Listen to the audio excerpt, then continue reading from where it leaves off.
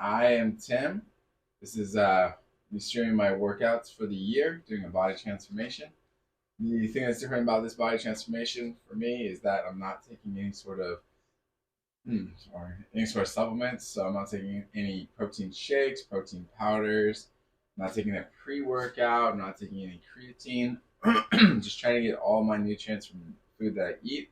I'm not opposed in any way to taking supplements. You do what you want to do. I did supplements for a long time. I just wanted to see if at this point, if it's really necessary for me to hit my goals, do I need to take supplements? So we'll see what it looks like over a year of not taking anything. The secondary reason is that supplements are expensive. So this is a nice, easy way for me to save money. On average, it's cost me about $100 a month, and supplements cost me about $100 a month. So I'm saving $1,200 a year, and in this economy, every little bit helps. So thank you very much. We're gonna be doing biceps today. Kids are asleep. We're going to be doing biceps and moving from biceps to what else? That's it. Biceps and abs. Going to warm up with 10 pounds.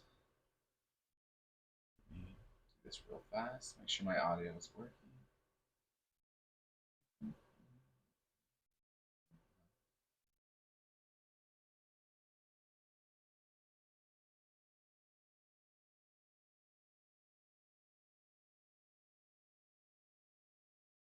All right. So, Collins, I had a good weekend. Very, very chill in some aspects. Very,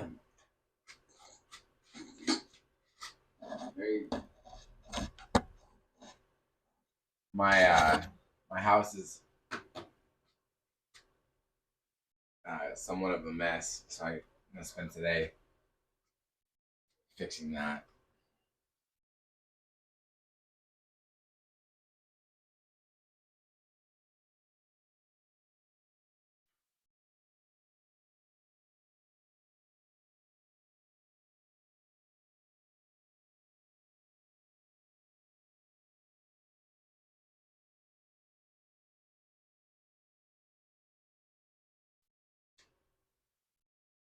On Friday, I had done like a bunch of laundry and hadn't folded it. It was my bad. And someone, I don't know who, put some pajamas that had been peed in into that laundry basket. So there's like 3 loads of laundry in there that ended up having to be redone this week. And that was very frustrating. I don't know if one of the kids did it, like they were trying to be helpful. My wife says she didn't do it. I know I didn't do it. But either way, it was done. That was that was the only real frustrating part of the weekend.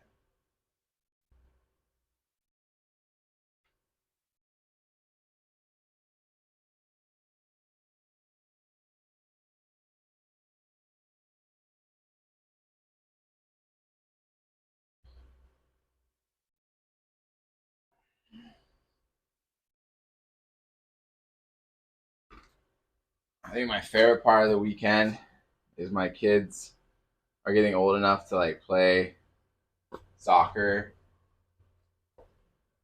like together, like outside for fun, and so that was a lot of fun. Just kicking the ball back and forth was fun. I would say it's probably a kid trying to hide it. It could be embarrassing depending on age. Yeah, my kids are young enough that they're not really embarrassed by it. And this was like the youngest one, so I'm not sure. I worked in a group home where kids would hide it, and oh man, there's nothing worse than finding underwear that's been like sitting under someone's bed for days. I mean, obviously there's things that are worse, but you find it, oh, it's so bad. And unfortunately, a lot of group home kids wet the bed between the trauma they've endured and the medication they're on. It's pretty standard in group homes for kids to go in the bed, but some more than others. And I had one kid that was like 14 that regularly wet the bed still, and they would get super embarrassed about it. But we're trying to get them to be more responsible about it. So they had like a tub where they had to put all their stuff after they wet the bed, and they were supposed to like every day wash their stuff after school, and that did not always happen. You'd like lift up the lid on that thing, and that ammonia pee smell would just almost knock you over.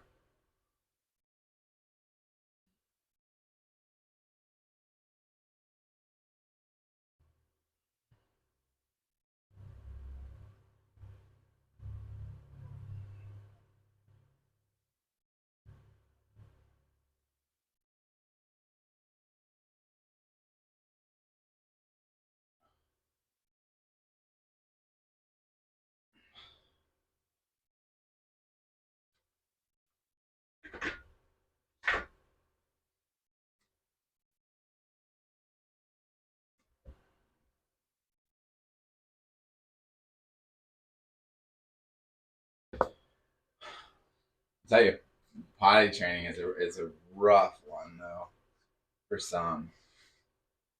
One of my kids was a breeze, super easy, got it right away. My other one, they like if you put them on timeout while you're trying to potty train them, so they weren't having a diaper on, they purposely pee themselves or pee on the floor. Like they, it's very frustrating.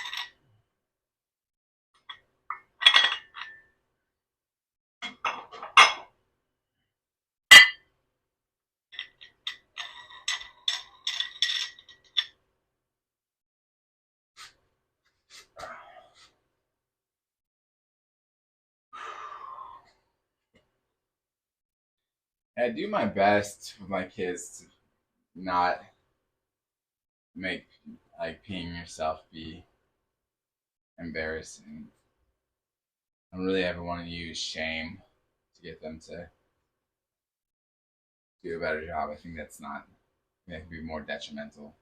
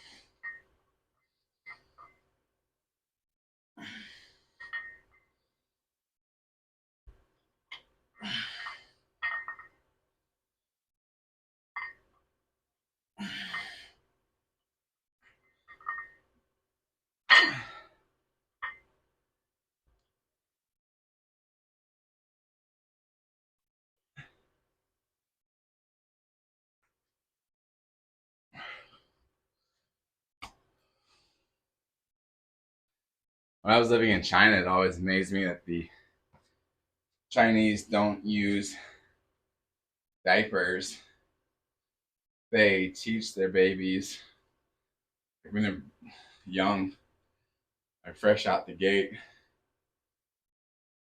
They teach them to poo or pee at a whistle. So you'll see them out and about. Like if you do see babies out, a lot of times babies won't be outside in China, but when you do see them, they'll not have bottoms on the back of their pajamas or clothes that they're wearing, like their regular clothes, and their parents will just hold them over a trash can and whistle, and they'll go to the bathroom, and that's it, and they'll go about their day.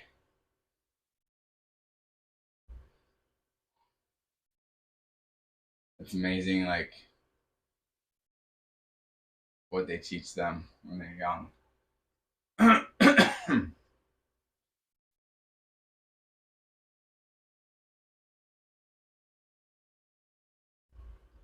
Just a whole different approach,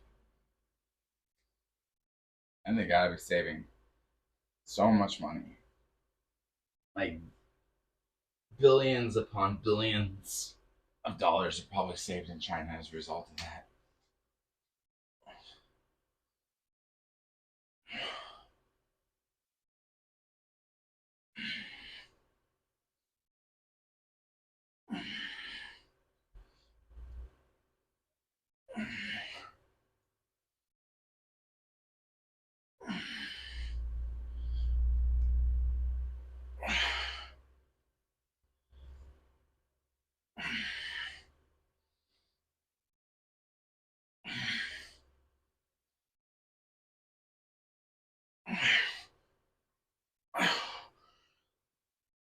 All right.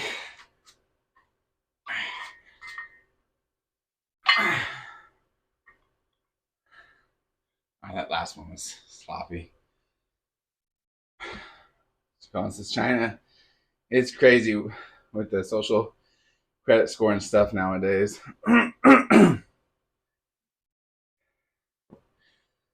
Yeah,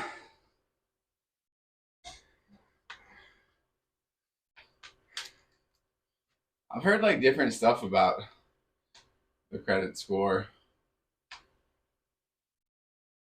I've heard one that it's expensive and not like feasible to keep that level of data on people, that like that many people. I think it's like 1.7 or 1.8 billion people live there. So people have argued that you just can't have a cohesive picture of someone's life and daily activities and keep tracking it. Like it would just be a phenomenal amount of data.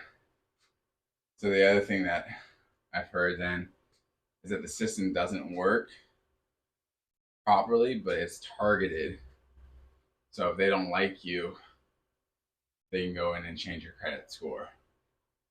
So everyone will get like a fake score or an approximate score, and it won't be doing things like watching you as intently. But if they don't like you, they can go in automatically and just drop your score and make you look bad. So it'll just be another way of targeting people that are denizens.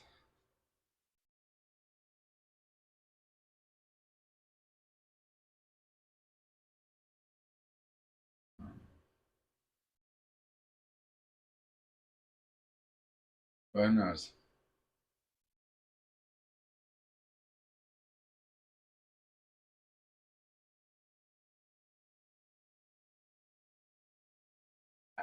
I think it's probably likely that they're not tracking everyone to that same to that full extent that it claims.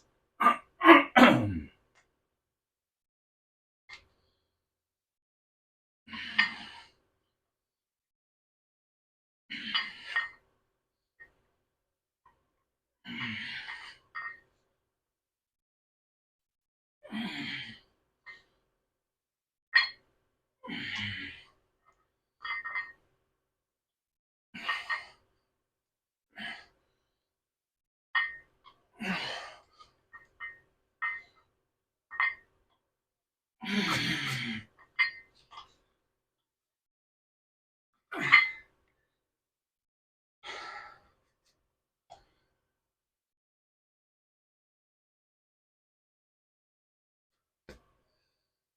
Colin says, I agree. It's more so control monitoring of flagged individuals. Yeah.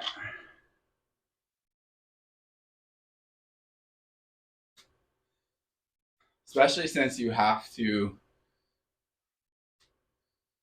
like, the amount of data you have to collect on someone that you think is a threat. You kind of have to do a catch-all for that person's information and data. And so keeping track of that. And there's just so many people that get flagged because it's easy to get flagged as a threat when the regulations are so tight and when you're not allowed to be a free thinker or to question. You can get yourself flagged just on a whim by having a question or a doubt. So it just requires so much information.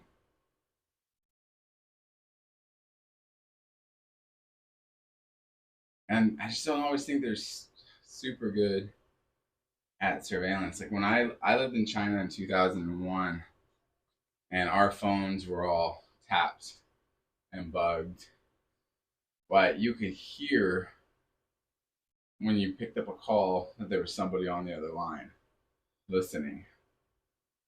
And I'm sure that our phone calls get listened to in the U.S., but I've never heard anybody saying like, "Oh, like I could hear the government listening to my call."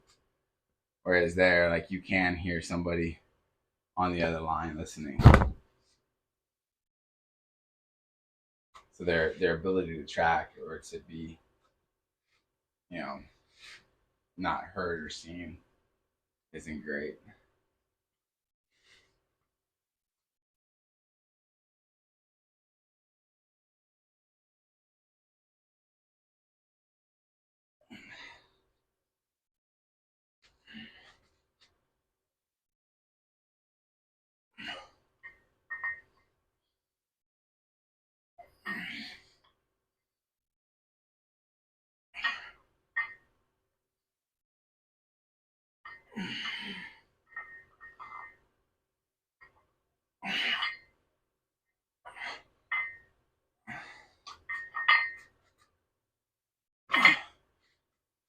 I've seen a few people off facial recognition with traffic cameras got charged for jaywalking, and they just take the money out of your account. Says Jay Collins. Jay Collins, that's 40 pounds. Yeah, 40 pounds, 18.14 kilograms. I had 2 sets of 10, 1 set of 8, and 1 set of 5. I'm gonna move down to 35 pounds. That's 15.87 kilograms.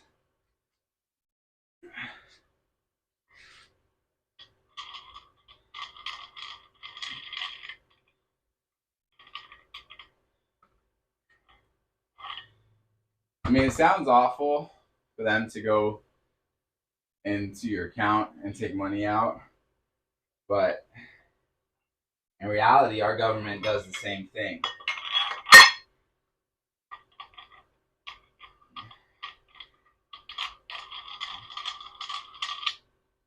Our government has no qualms dipping their hands into our pockets. Like if you owe a tax bill, money will just disappear from your credit or from your paycheck.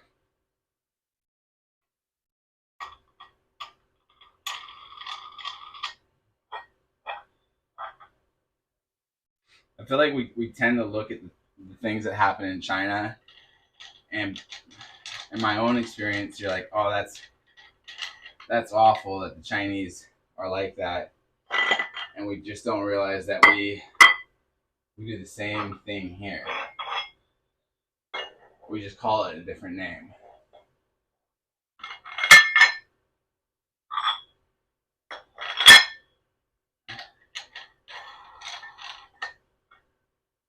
We don't say, oh, we have a mass surveillance program. We say we've got the Patriot Act.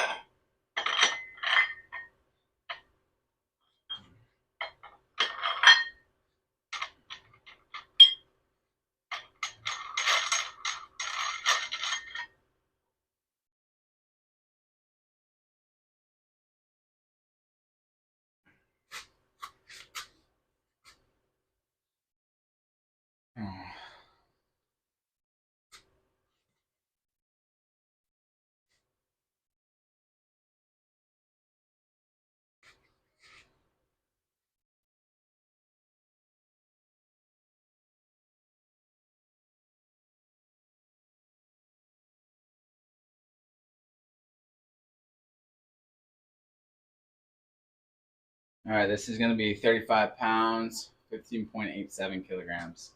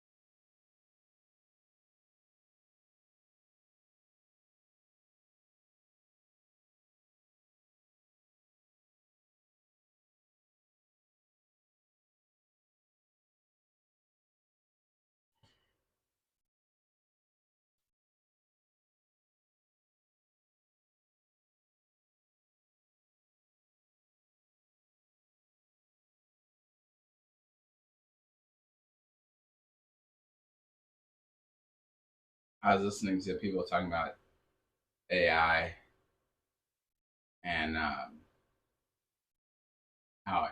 an AI-driven government could save society.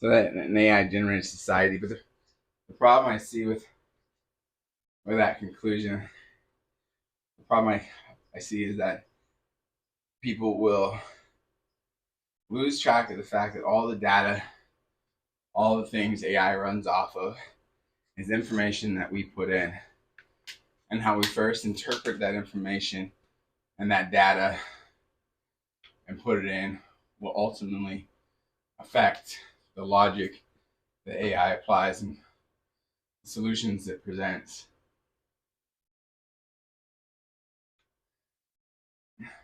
And that people will be the people that input the information will be so enamored by the output they'll lose track of the fallibility of the input, and over time will accept the output of AI as better and better and better, more and more intelligent, and then just be duped into making bad decisions.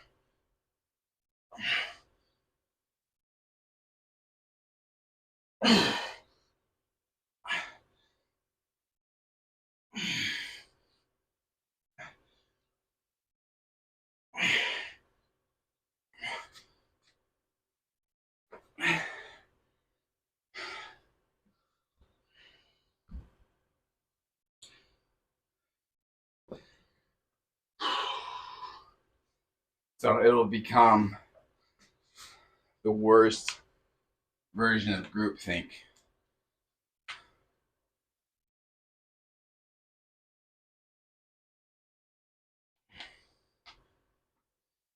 And like things will spiral out of control if you just hand over your society to an AI.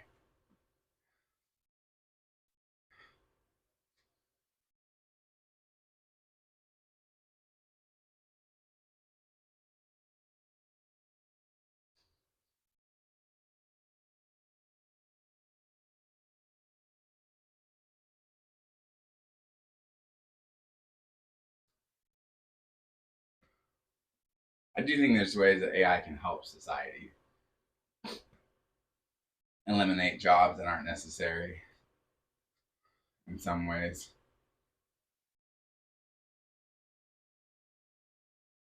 But only if it creates equal or creates more opportunities for those people that do lose their jobs to AI.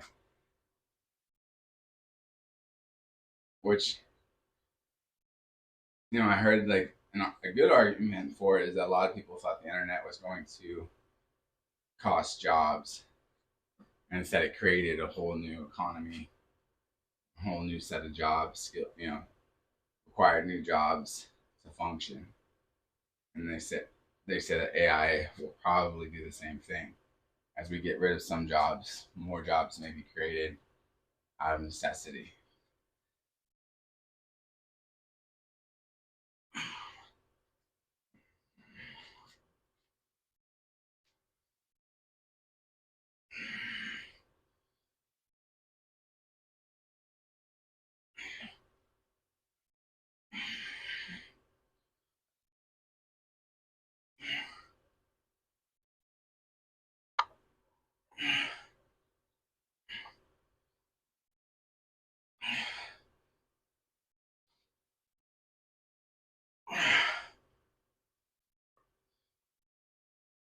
Oh, that's bad. There we go.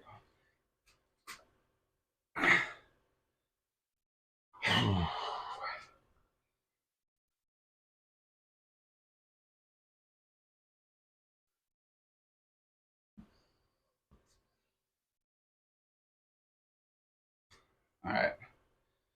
I'm going to go down from 35 pounds, 15.7 kilograms, to 30 pounds, 13.6 kilograms.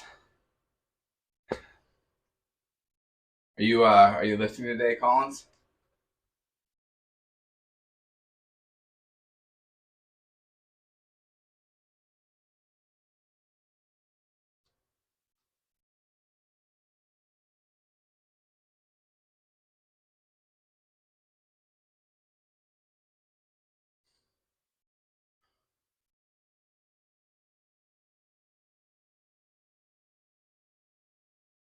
Triceps and biceps. Nice.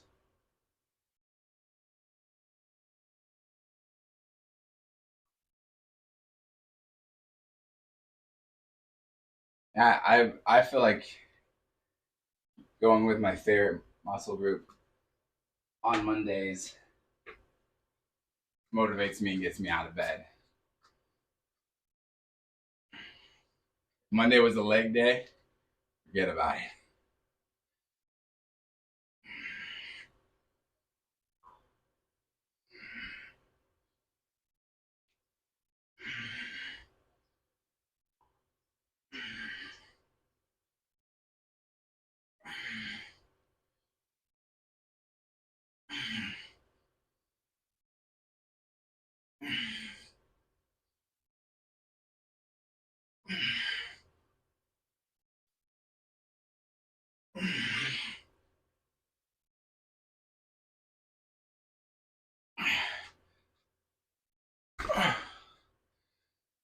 Did 4 sets of curls. I want to do 15 to 25 pounds though.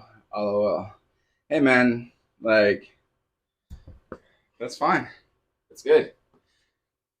There's a guy, there are plenty of people out there that use my workout as a warm up session.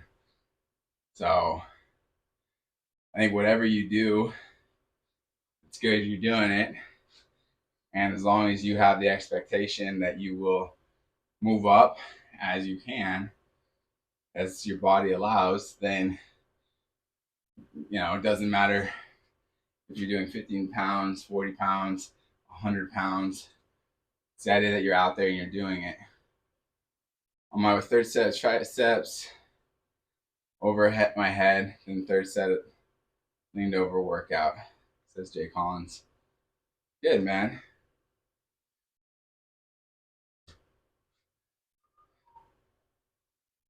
You seeing some results from that? And some bigger triceps going?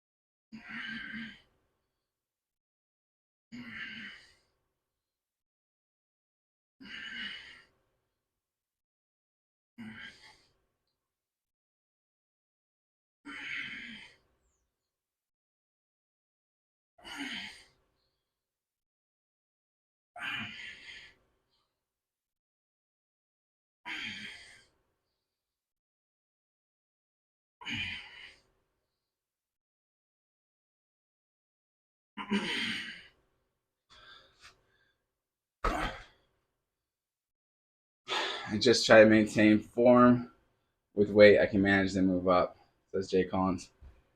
Yeah, that's the best route. Uh, I definitely get ahead of myself on the form, and then find myself having to correct it. It's not my brightest move.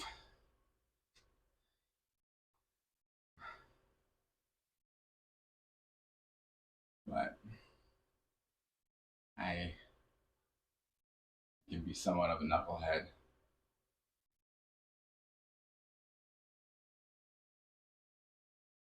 Yeah, more tone, less skin slash jiggle. I can hit a softball harder, says Jay Collins. Good, man.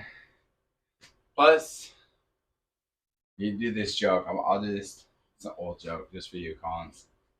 Is you tell your friend, "Oh man, this weekend I was out of this pasture and a horse got out and it kicked me." And your friend's like, "Oh man, it kicked you. Where'd you kick you?" You say, "Oh man, right here." And then you say, "But it's okay because I grabbed it and I wrestled it to the ground."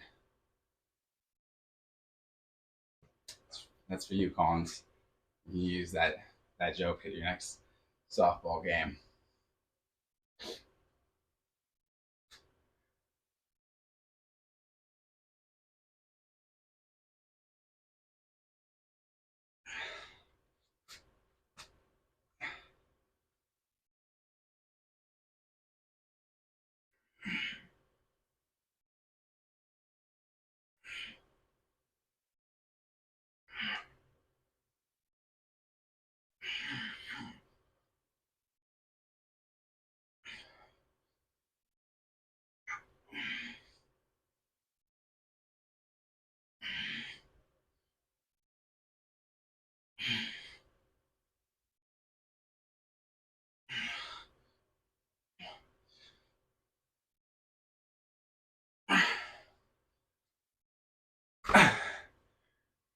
Jay Collins says, I live in Amish country, PA, so plenty of farm humor. Yeah, I bet.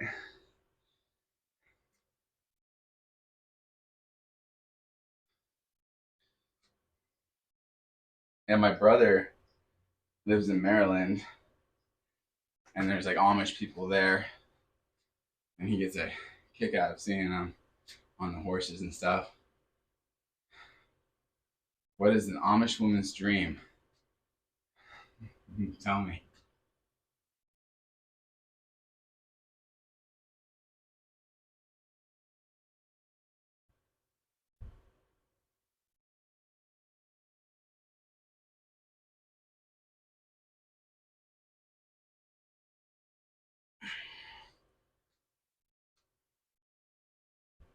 Five-minute night. Okay. 5 minute night. Since Jay Collins. I hadn't heard that one.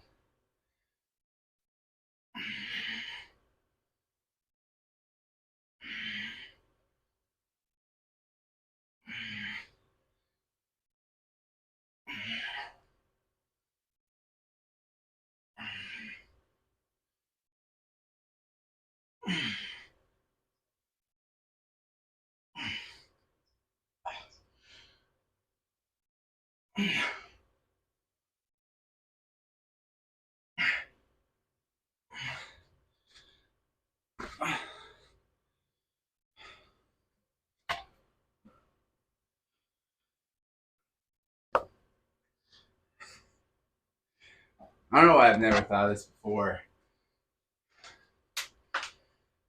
Because there's a lot of people that are going to Amish and Mennonites, and they're learning how to survive and survival skills and apocalypse. And different preppers going to them. What does an Amish prepper look like? You think there's like a distinction in the group?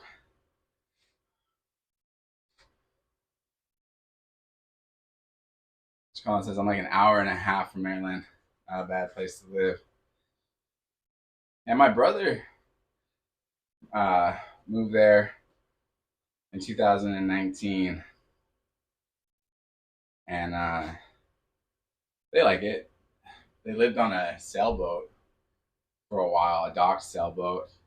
My brother got a job like working with this nonprofit that did sailing camps for kids. And it was a cool opportunity for him because he never did anything with sailboats before. None of us did. So he liked it. And then we moved more off the coast to, more rural. And they like it.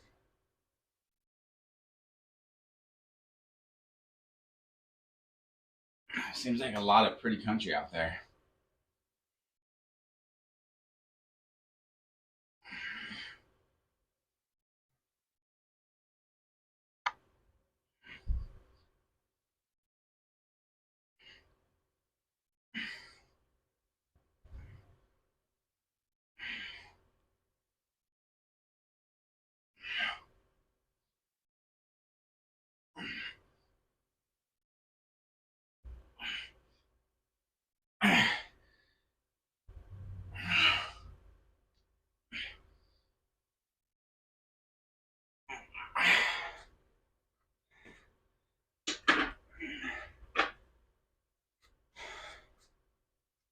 The Amish are always prepared. They can everything and can fix or build anything. They don't have to prep at all. LOL. But that's what I'm saying. Is there's got to be some like crazier Amish prepper. You can't tell me in a society they have no people that go like overboard.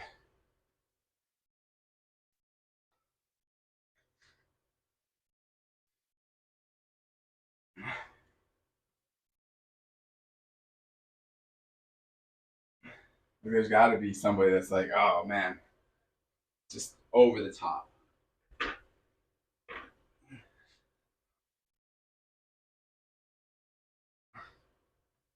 Like maybe there's one that's got like more rain barrels than anyone else.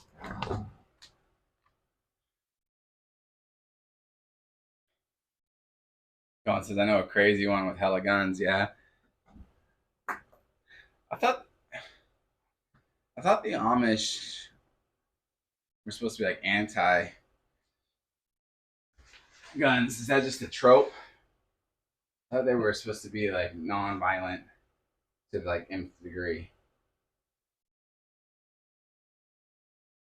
or is that just a?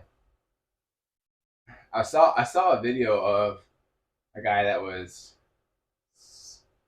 Amish that had guns on the internet recently. So I guess it's. But I always thought they were like not fighting in wars and stuff. Maybe they just don't fight in wars. Maybe they're allowed to protect themselves. Big says they kill more deer than anyone. They are quote unquote peaceful. Well, you ever hear that song, um, "The Coward of the County" by Kenny Rogers?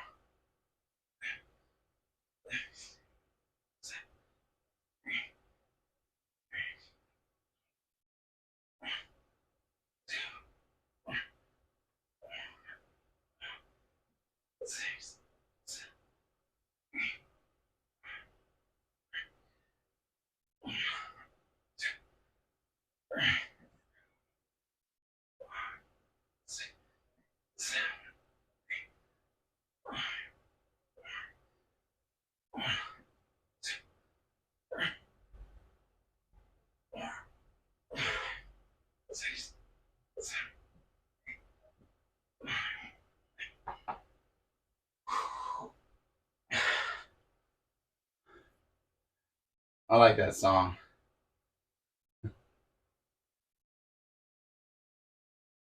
My favorite part, of course, is it says you could have heard a pin drop when he turned and locked the door.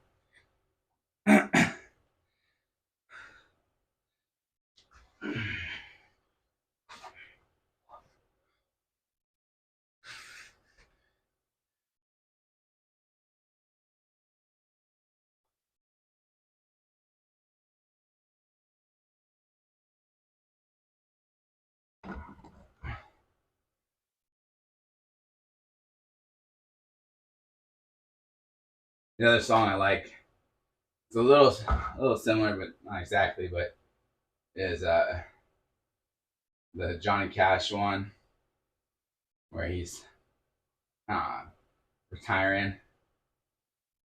from working and he's gonna knock out his boss on the last day. Do you know that song?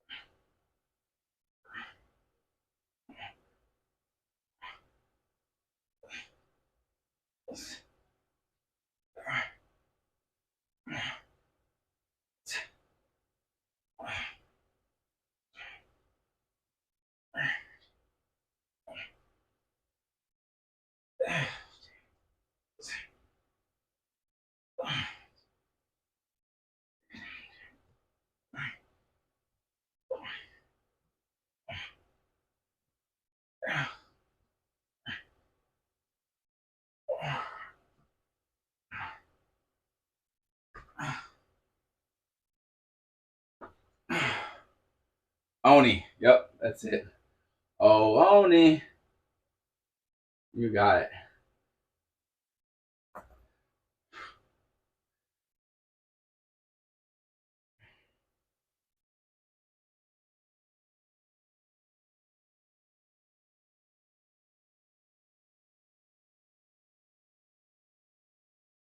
It's funny is people, will say like it's all, well, of course, Richmond north of Richmond.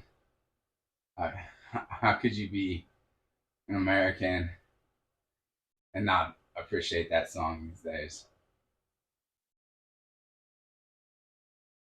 Just so you know, I moved up this week, so I was doing the crunches with the 20-pound dumbbell. I moved up to 25-pound dumbbell this week, so I'm going to be trying to get it done. Going for 4 sets of 25 with the 25-pound dumbbell. I used to, or my favorite kind of songs are songs that tell stories. Those are my favorite. And whether it's hip hop telling a story or country music telling a story, classic rock telling a story, I love a good story in a song.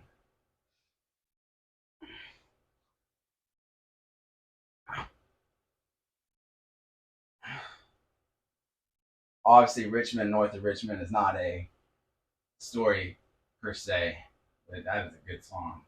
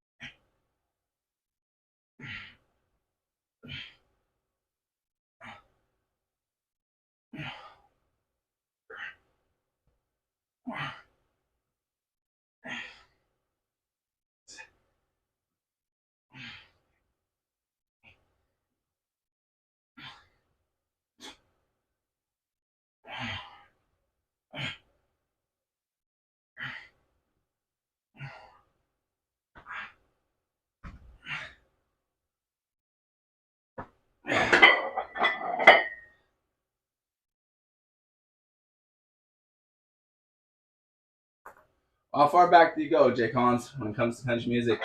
You you a fan of Patsy Cline at all?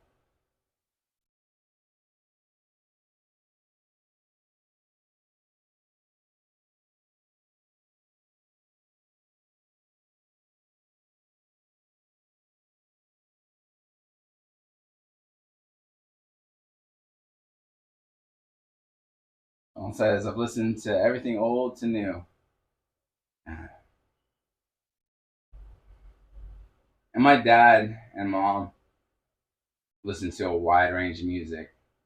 So thankfully, I got a good dose of everything from Glenn Miller to Hank Williams, Charlie Daniels, the Eagles, rock and roll. My dad, his musical favorites kind of stopped in the '70s, so a lot of that.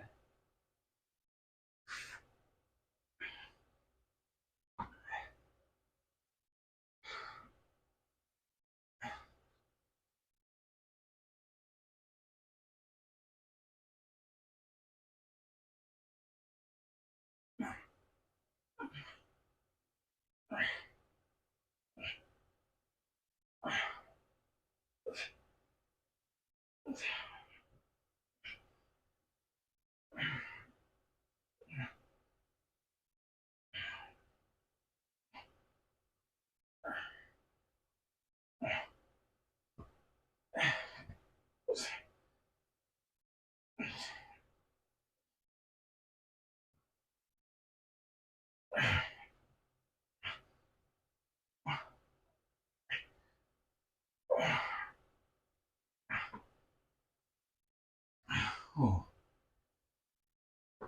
my leg started to cramp up. My hip. Jay Collins says, kind of just go through phases now, or depending on the mood. It's mainly newer country and rap.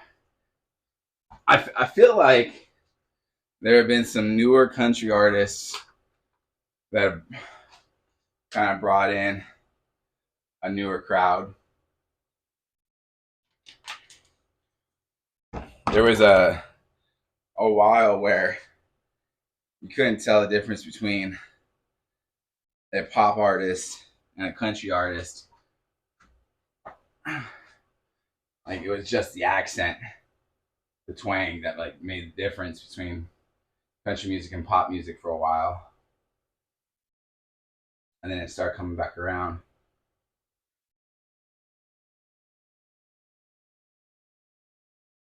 I mean, it was like you couldn't tell the difference between Taylor Swift and country. Taylor Swift was technically supposed to be country, but I don't know.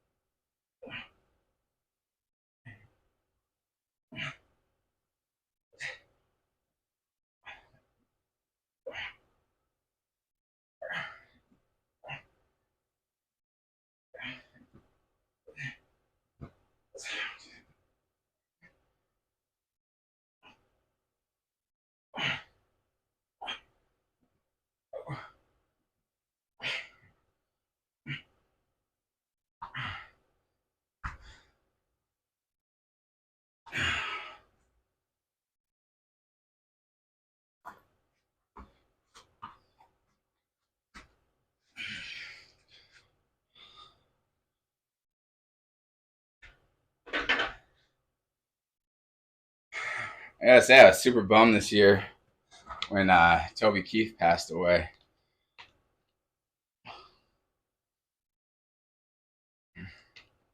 I really liked Toby Keith,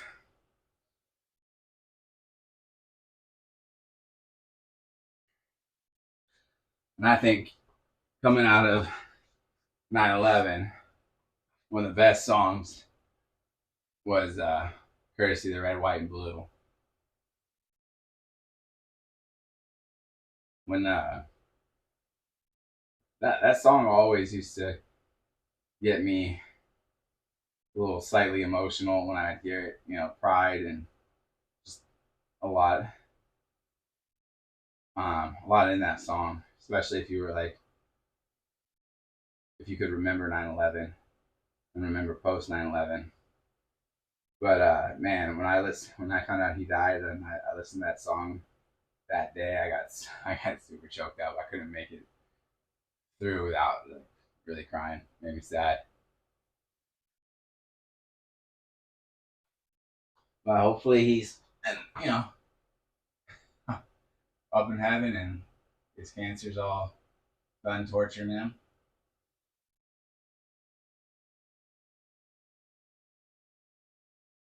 I was making myself laugh thinking about him going through the pearly gates and being handed like a big red solo cup.